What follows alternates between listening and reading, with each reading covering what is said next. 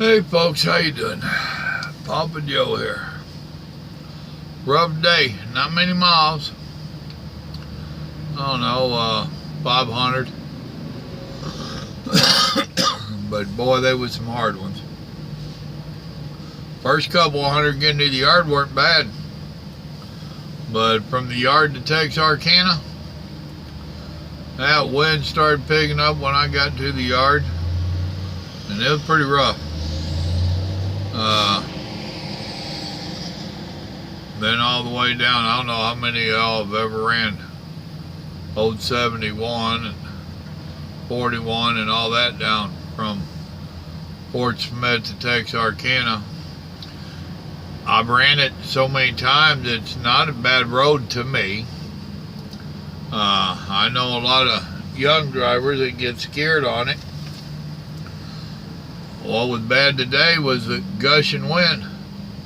I am weighing in at 75, 74, somewhere 76. So as you can see, well, maybe you can, 76,020 pounds.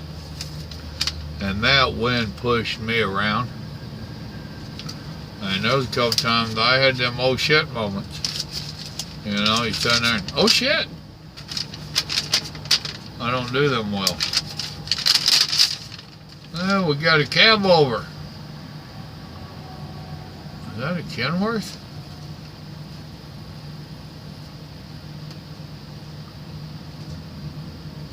I gotta put my eyeballs on for this one. I hated them damn things when I drove them, cab overs.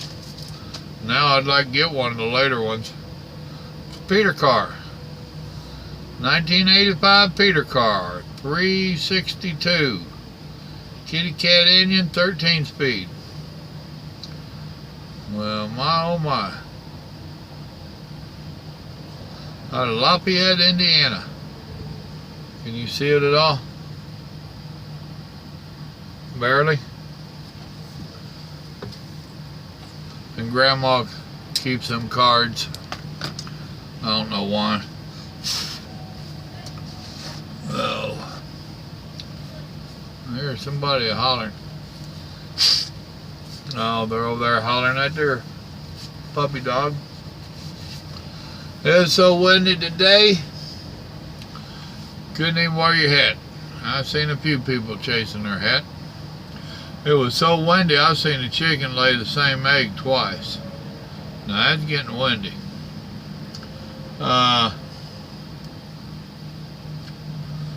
Lakota was working. Can't show you a picture, you ain't seen it where the damn I'm trying to show you on there. He got 7 more rows of pavers done. I ain't gonna complain with that. He did good. I've gotten quite a few comments on the paver stuff. Thank you very much. Let's see here, and some of them ain't about that. Roger's Gold Rush, he's tagged me a couple times. He's agreeing shippers and receivers should be held accountable for jacking us around. He ended with, if the government really cares about safety. Buddy, it ain't about safety. It's about control. It used to be about money, but now they're taxing us so hard. If you knew how much tax just one truck pays, it's astronomical. So it ain't so much about money anymore as it is control. He commented on one of them, says K&B is really bad about messing with drivers after it's a 10-hour break. He dropped them really fast. I figured we would be having those issues. I haven't really heard of it, a lot of it, but I'm not surprised at all. Let's see. Mark, he was telling me to use a recuperating saw, recuperating saw. A sawzall, what we call them, buddy, a sawzall. So, and I might try that. That's for cutting the bricks. We are thinking about trying to cut several angles with Mama's little saw and hit it with some kind of a grinding stone or something. But I might try that to see if I can get the curve in there off it. We'll see. Somebody else on the special video for electric logs, Donnie Bradley, I didn't even comment to them. If you just been driving 20 plus years, you don't know trucking. I don't know if they was trying to be sarcastic or what. I ain't got a clue. Didn't care. Rider 71, he's made a couple of comments about using cardboard or wood sheathing to shape or curve. Then lay your pattern on top of your pavers and trace a line and bada boom, bada bing. Well, we'll see. It's the actual cutting. Getting the cut or getting the tracing a line on there, that ain't gonna be a problem. And cutting the pieces to go around the edge of the house ain't gonna be a problem, which we won't cut them there, because we're gonna have a fence there. So we're gonna run it up to a certain area and cut it and just stop. And then when we do the front, that'll be a whole different pattern. So we'll see. And yeah, we know about renting a concrete saw. We've done rented a tile saw before. We'll see how it all works out. We've got a couple of ideas that we're wanting to try first. Mama's got that little hobby tile saw.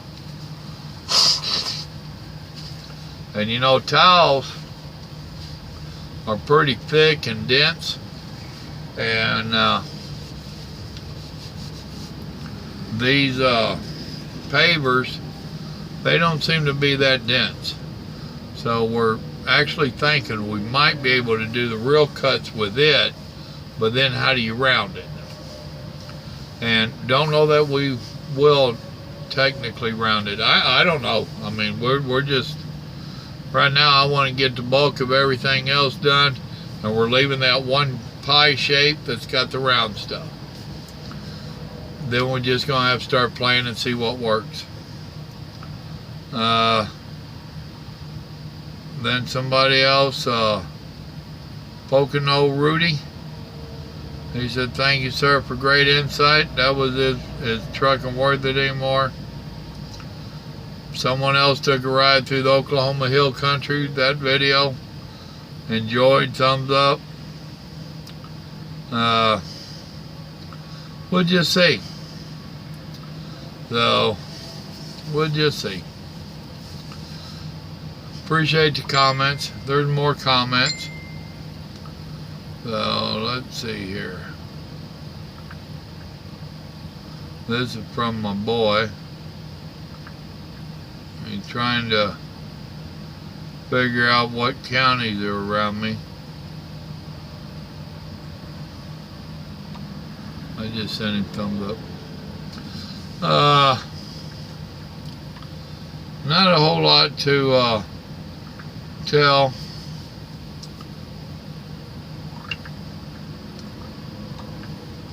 There we go. Now stop, son. I'm here in Texarkana. I deliver 5 miles away in the morning. They I don't know what you're talking about, son. I was gonna get down here.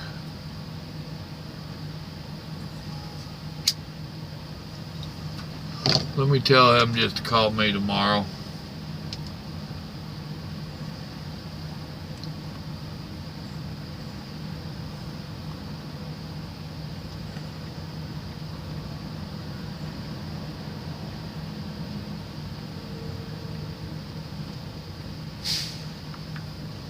There. They quit receiving at 5, and I couldn't get here until 5:30. Well, that was something else. Came down today. Part of why I didn't get to deliver today. Now, I've told you, this man's got good equipment. And he does. And they take pretty good care of it. I've started complaining a little bit about the lack of servicing on the trailers. And I complained about that again today to the shop manager, and it was like it was falling on deaf ears. They just didn't want to hear it.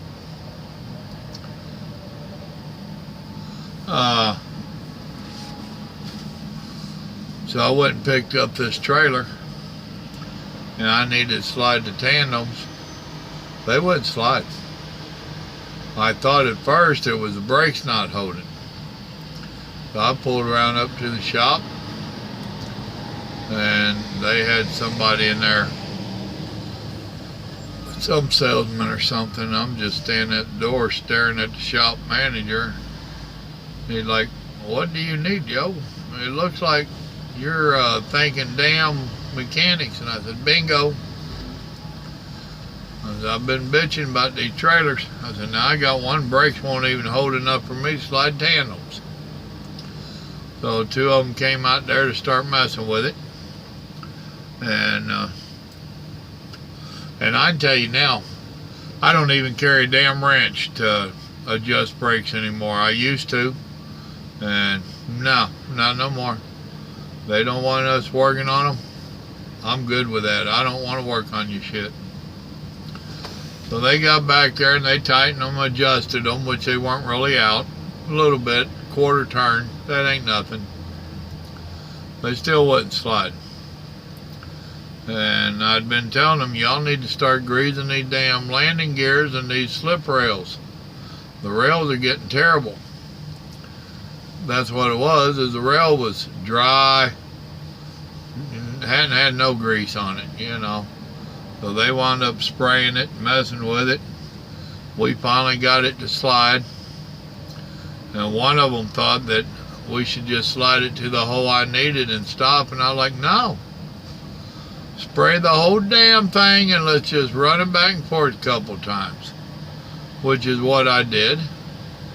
But, you know, to me, it's simple thinking. Tomorrow, I'm going to have to slide that. So why have them full with it to slide it 3 holes? No, fix it where I can slide it wherever I need it to slide to. Now that you know how to do it, go spray the rest of the damn trailers.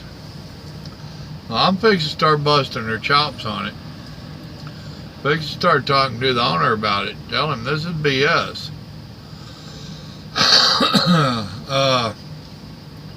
Somebody been leaving the trailers a mess. And I'd went into the office, turned in my trip pack. And general manager, she's like, "Hi, Joe. How's Joe today?" "I'm all right." I said, "I can't complain." I said, "Wait a minute." "Yes, I can." I said, "Matter of fact, in the last 3 weeks, I've had to sweep out 4 trailers.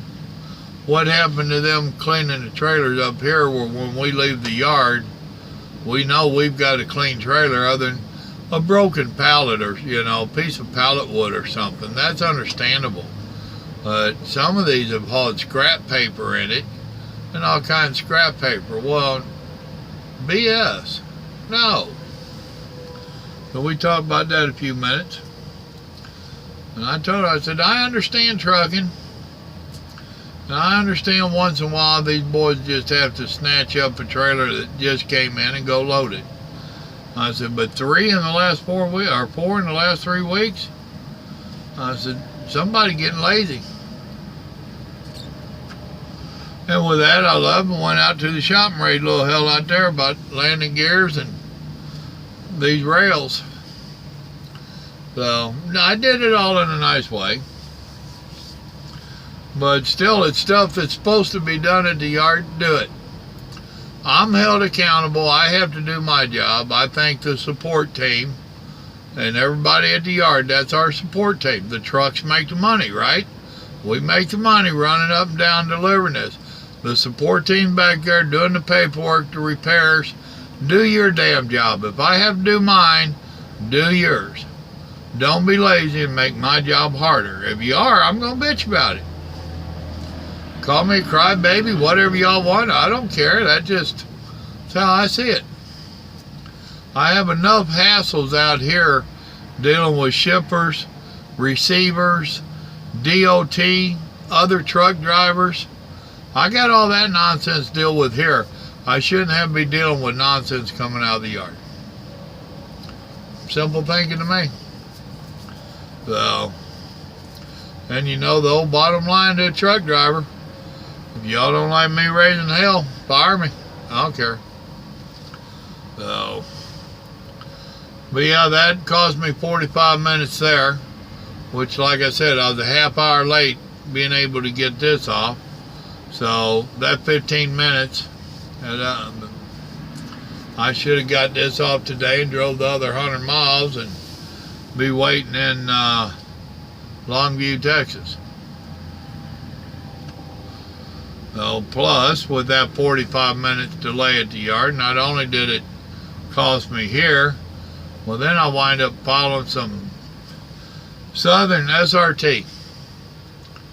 I ran into one of they was not a good driver. I don't know if it was male or female. Don't care. Running in back roads in the wind, and we got behind some slow vehicles. When it's that windy, yeah, people get scared and slow down. You just have to exercise some patience and deal with it. Not a big deal. This SRT was behind me, and they just kept getting antsy. We followed this slow vehicle probably for 25 miles. It was a pickup truck. I think they was hauling round bales of hay. I couldn't tell if it was hay or big concrete culverts. Big round something on a flatbed trailer. And they was a couple big trucks and several cars in front of us. They had a long line behind them. We finally got into a little town, and everybody jockeying, trying to get around them. I fell over into the right lane, which normally I don't do on that road, because that right lane ain't much. And I let all these hot dogs just do their thing, because I knew once we all got lined out and we got back on good road, I'd be alright. That SRT, he wouldn't scoot over at all. He was in his lane. He didn't come in my lane. But he was all over that damn center line, and he had a turn lane on the other side. So he could have crowded that lane over there. No, he crowded my lane, my line, and there was several of us that he just all but hit us. I mean, I'm hitting a concrete culvert or a curb over here, trying to keep him off of me. Really? About hit a couple four-wheelers, just rude, obnoxious, get out of my way, I got to go. That's one of my biggest problems with these slow trucks. Their companies can holler all they want that they're driving them slow for safety. No, you've got them turned down and they're driving slow to make you a better profit. Tell the truth. Well, that makes your safety worse, because now idiots like him don't realize that, oh, I can do the speed limit through this town, then gouge on it when I get out. Instead, all of these idiots in these slow trucks like that, they want to run their 62 mile an hour everywhere they go. They don't think they should slow down. Ooh, look, I can gain back some of the time I lost. Now, once time's lost, it's lost. You don't gain it back. So, he's being an asshole. We finally get through this little town, and he is one truck in front of me. There's one truck between us and one car. And He's well over a half a mile in front of me. I can see him up there.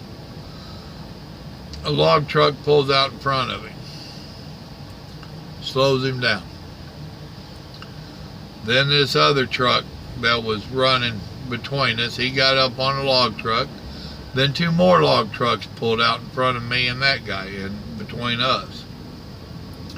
It is what it is. I just settled back for the ride. He's up there going nuts. And after about 45 miles, he gets to turn left and he is literally one truck in front of me. So you've been driving like an asshole, endangering other people so that you could be one truck in front of me.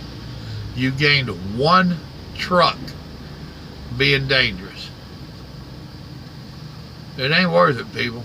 It ain't. And if one of y'all drive like that, pay heed. It's going to bite you in the ass one day. It's going to cost you, and hopefully you won't kill somebody. You're not gaining nothing by driving like that. You can drive aggressive all you want. You're not gaining nothing. Look at the aggressive drivers you see in the city. We all see them. Them chain lane hoppers and stuff, constantly changing lanes. And if you'll keep an eye on them, they don't get that far ahead of us.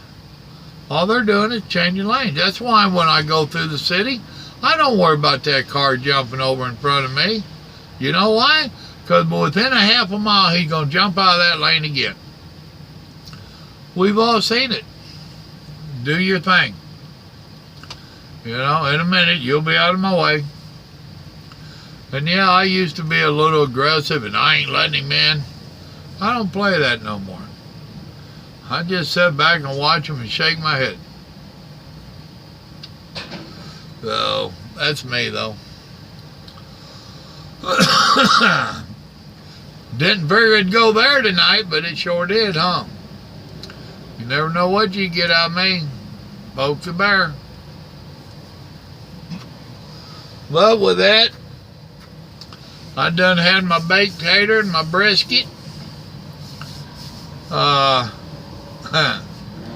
Which is really funny, because I got that brisket last Friday from Texas Best Smokehouse. Guess where I'm parked up?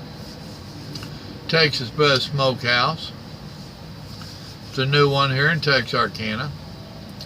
And if y'all haven't ever stopped at it, you ought to stop. It's good barbecue, smoked meat. This one is right by the Freightliner dealer. I deliver over here at Freightliner. Pull in there in my Peter car and tease them about it. But look up the Freightliner dealer here in Texarkana. Truck stop shares the road with them. So set your sights for here and stop and get you some Texas Best. Pretty good stuff. It ain't cheap, but it's good. With that, at this moment, I can't think of nothing else to tell you about. So all I can really tell you for certainty is that God loves you, and so do I. Y'all have a blessed evening. Good night.